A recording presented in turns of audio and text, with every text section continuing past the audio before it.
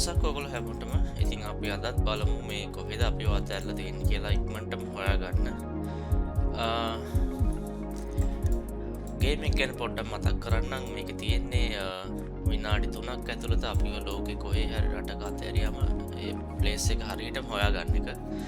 අපි බලමු මේ ක්ලූස් මොනවද තියෙන්නේ කියලා. දැනටම අපිට 3 wheels පේන්න තියෙනවා. හෙල්මට් දාන්න නැතුව යන ටිකක් east Asian south east Asian වගේ පෙනුම තියෙන මිනිස්සු ඉන්නවා පේනවා. අපි තව ටිකක් ඉස්සරහට ගිහිල්ලා බලමු.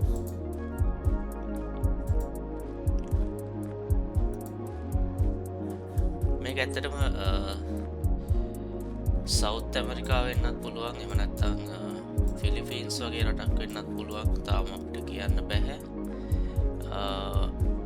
අපි බලමු අකුරු ලැන්ග්වේජ් මොනවා හරි තියෙනවද කියලා හොයාගන්න. ඔව් මේ අපිට මේ පොඩක් ස්පැනිෂ් හරි පෝර්චුගීස් හරි ලැන්ග්වේජ් එකක් පේන්න තියෙනවා මෙතන. ඉතින් සවුත් ඇමරිකාවලත් කොලොම්බියා වගේ රටවල 3 wheels ඕන තරම් තියෙනවා. අපි බලමු. මට මේ ටෙලිෆෝන් නම්බර් එක දැක්කම අපිට බ්‍රසීල් ලයින් කරන්න පුළුවන් කියලා හිතෙනවා. මොකද බ්‍රසීල් වල ටෙලිෆෝන් නම්බර්ස් ටිකක් වෙනස් ඊට වඩා. මට දැනට හිතෙනවා මේක කොලොම්බියා කියලා. මට මුලින්ම හිතුනේ 3 wheel දැක්කම ෆිලිපීන්ස් වගේ රටක් වෙන්න පුළුවන් කියලා. හැබැයි මේ ලැන්ග්වේජ් එකයි ඒ ටිකත් දැක්කම මේ ලා ග්‍රෑන්ඩ් මට හිතෙනවා මේක කොලොම්බියාව වෙන්න ඇති කියලා. මීට වඩා දෙයක් හොයාගන්න නම් අපිට ඉක්මනට පාර එහා කෙළවරට යන්න වෙනවා. හැබැයි කොච්චර ගියත් ඔව් මේ බස් එකත් ටිකක් සවුත් ඇමරිකන් ටයිප් බස් එකක්. කොස්ටා ලින්ඩා. yes කොසිතා Linda. ඔව් මම කෙලින්ම කොලොම්බියා තෝරනවා. මම හිතන්නේ ටවුන් එකක් නැත්නම් විලේජ් එක නමක් මට හොයාගන්න පුළුවන් ඇති කියලා. කාලිවර හරි නැත්නම් මෙන්න මේ වගේ තැනක නෑ. අපි මේ පැත්තට යමු. මොකද මිනිස්සු වැඩිපුර ඉන්නේ මෙන්න මේ රීජන් එකේ. මෙන්න නම් ගොඩක් පේන තියෙන රීජන් එකේ. මම මේ හරියෙන් ප්ලේස් කරලා කෙස් එක දාන්න බලමු මොකද වෙන්නේ කියලා. ඔව් කොලොම්බියාව තමයි. හැබැයි ටිකක් උඩ හරිය තමයි තිබිලා තියෙන්නේ. කවන්නේ ලකුණු 2900ක් හම්බුණා. යමු ඉස්සරහට.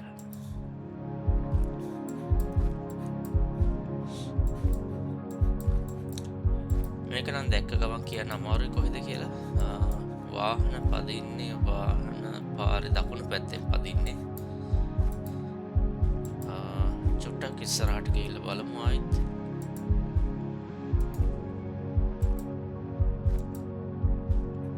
ස්පීඩ් මාක් එකක් තිබුණා.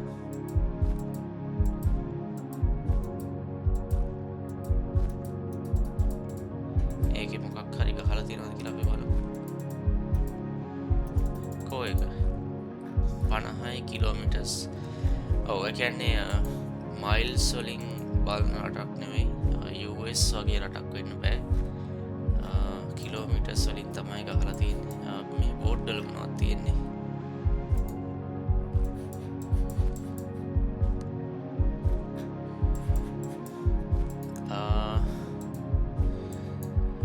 මට දැනට හිතෙන්නේ මේක පැරගුවේ වගේ රටක් කියලා. මොකද මේ කහපාට ඉරිත් එක්ක ඇත්තට මේ ගේම් එකෙම තමයි ඒක නම් මට මතකෙට එන්නේ. කලින් දවසක දැකපු එකක්. මේ කහපාට පාරේ කඩ ඉරි තියෙන රටක් පැරගුවේ කියන්නේ. සහ ටිකක් ෆ්ලැට් රටක් ඕවරෝල් ගත්තම. වෙන ක්ලූ එකක් පේන්නත් නැහැ. බ්‍රසීල් වෙන්නත් බැරි නැහැ. හැබැයි මේ ටෙලිෆෝන් නම්බර් එක චුට්ටක් බ්‍රසීල් ගතියකුත් තියෙනවා. මෙතන බෝඩ් එකක් තියෙනවා. අපි බලමු මොකක්ද දැන් තියෙන්නේ කියලා.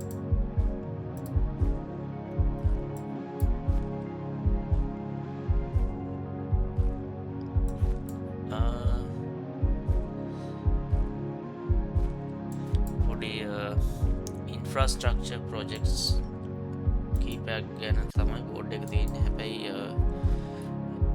ඒවත් එක්කනම් මට මේක බ්‍රසිල් පැත්තට බර වෙනවා. මට මතක නෑ බ්‍රසිල් වලත් පාරේ රෝඩ් මාක්ස් තියෙන්නේ කහ පාටින්ද කියලා. තප්පර 31යි තියෙන්නේ බෘක්ලින්.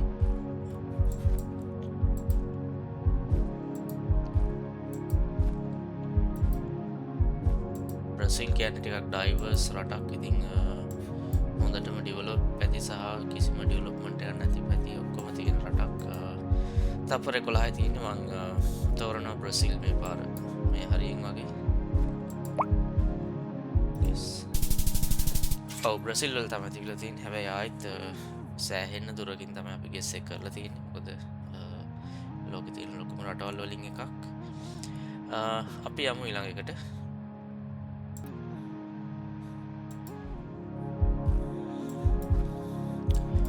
හරි.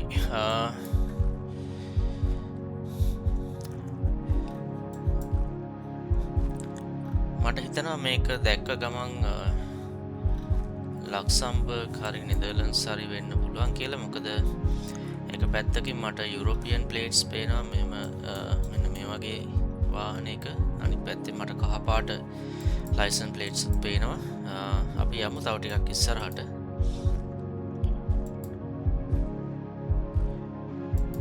පාරේ වැඩි බයිසිකල් පදින පාත් නම් පේන්න නැහැ. ඉඳ මං නෙදර්ලන්ඩ්ස් පොඩ්ඩක් පැත්තක දාලා ලක්සම්බර්ග් කියන ගෙස් එක දැනට ගන්නවා. චුට්ටක් බලමු ඉස්සරහට ගිහිල්ලා. DHL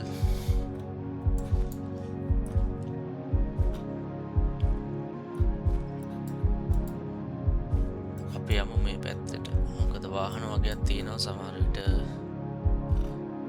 ඔව් මේ තියෙන්නේ මෙතන තියෙන වාහනේ මට පේනවා .nl කියලා ගහලා තියෙනවා. ඒ හින්දා මේක නෙදර්ලන්ඩ්ස් වෙන්න ගොඩක් ඉඩ තියෙනවා. සහ මේ වෑන් මෞරික් වෑන් කියලා වෑන් එකක් වුණාට මේ වෑන් මෞරික් කියන්නේ ඒගොල්ලන්ගේ නම් වල ඉස්සරහට වෑන් කියලා එනවා. ඔයගොල්ලෝ සමහරවිට ඔය ෆුට්බෝල් වගේ බලනවා නම් දැකලා ඇති ටීම් එකේ ගොඩක් අයගේ නම් වල ඉස්සරහට වෑන් VAN ඒගොල්ලෝ කියන්නේ ඒක ෆෑන් කියලා තමයි මට මතක විදියට ප්‍රොනවුන්ස් කරන්නේ. ඔව් මේ JAAP JAAG ඒ කියන්නේ ඒ අකුරු දෙකක් එක ළඟ back to back එන්නෙත් ඩච් ලැන්ග්වේජ් එකේ ලක්ෂණයක්. ඉතින් රට නෙදර්ලන්ඩ්ස් පොඩ්ඩක් බලමු කොහෙද කියලා හොයාගන්නත් පුළුවන්ද කියලා. රොටොන්ඩා ස්කූල් රොටර්ඩෑම්ද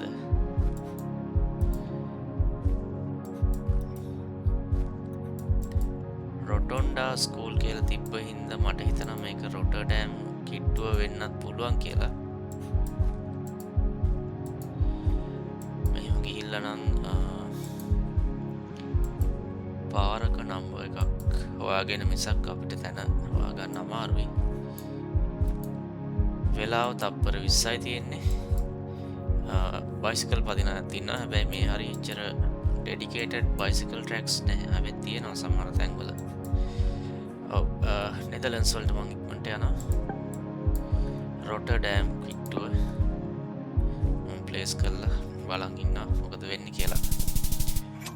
ඔව් නෙදර්ලන්ඩ්ස් තමයි. හැබැයි චුට්ටක් ඊස්ට් පැත්තට වෙන්න වෙලාවක් තියුනේ නැහැ. හරියටම කොහෙද කියලා හොයාගන්න. යමු ඊළඟ එකට. හයිවේ එකක් මැද්දේ අතැල්ලා තියෙනවා මේ පාර. CA.CA කියන්නේ කැනඩා.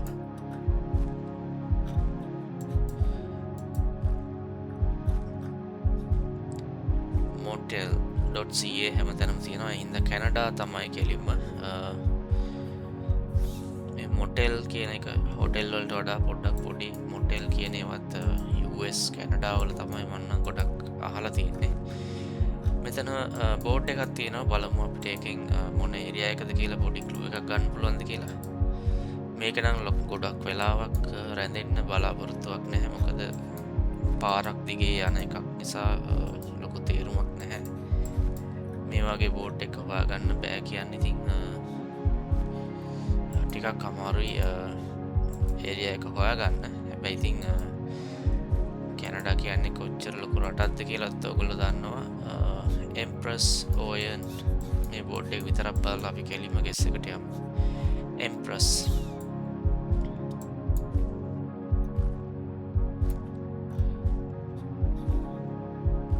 බ්‍රිටිෂ් කොලම්බියා පැත්තේ නම් ටිකක් කඳු තියෙනවා. හැබැයි මේකේ නම්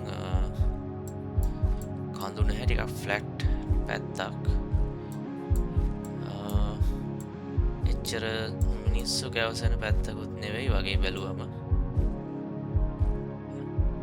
එම්ප්‍රස් හරි ඕයන් හරි හොයාගන්න බැලුවට එහෙම ලේසියෙන් පේන්නේ නැහැ. මං හිතන්නේ පොඩි ටවුන් එකක් හරි එහෙම වෙන්නේ නැති.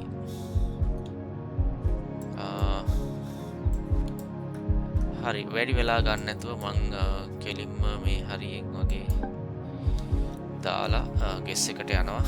මොකද මං හිතන්නේ මේ පාරේ තව ගියත් මීට වඩා දෙයක් හොයාගන්න පුළුවන් කියලා. ඔව් ඈත බැලුවම තව එක බෝඩ් එකක් තියෙනවා. අපි ඒක විතරක් බලලා යමු. හිල්ඩා ස්කූලර් නෑ ප්‍රධාන නගර නෙවෙයි. ඉතින් අපි එළිම යමු ගෙස් එකට.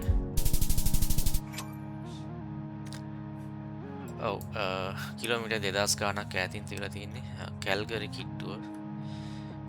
ඔව් මට දැන් තමයි පේන්නේ හිල්ඩා ඒ වගේ ෂූලර් තියුණ මේවා ටික. කමන්නේ අපි යමු අන්තිම රවුන්ඩ් එකට.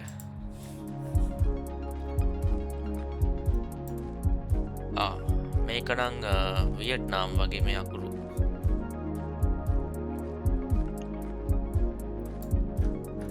මෙතන මොනවද තියෙන්නේ?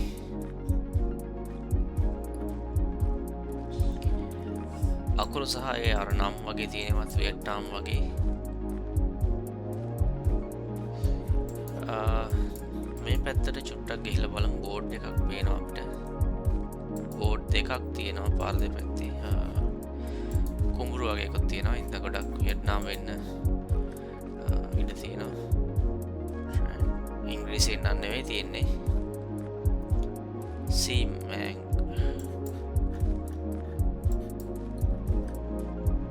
වියට් ඇන් ඔව්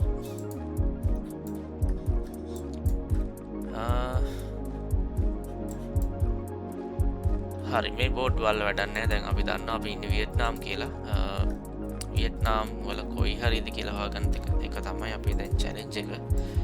බස් එකක් ගියා. හැබැයි බස් එක දැන් පාස් වෙලා ඉවරයි. මෙතන තියෙනවා හයිවේ එන්ට්‍රන්ස් එකක්. මට පේන විදිහට පැහැදිලි නෑ අකුරු. අපි බලමු හයිවේ එන්ට්‍රන්ස් එකේ මොකක්ද. නෑ මේක පෙට්‍රල් ස්ටේෂන් එකක්.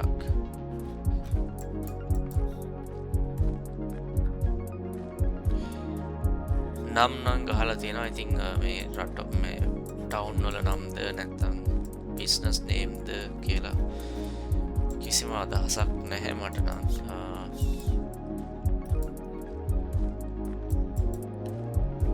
චුට්ටක් ගිහිල්ලා බලමු. තව පොඩි ට්‍රයි එකක් දීලා පාරක නමක් එහෙම හොයාගන්න පුළුවන්ද කියලා. නෑ කොච්චර ගියත් එක වගේ තමයි.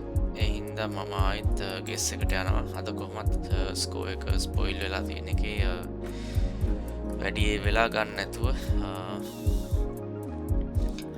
මම මැද හරියෙන් දෙනවා.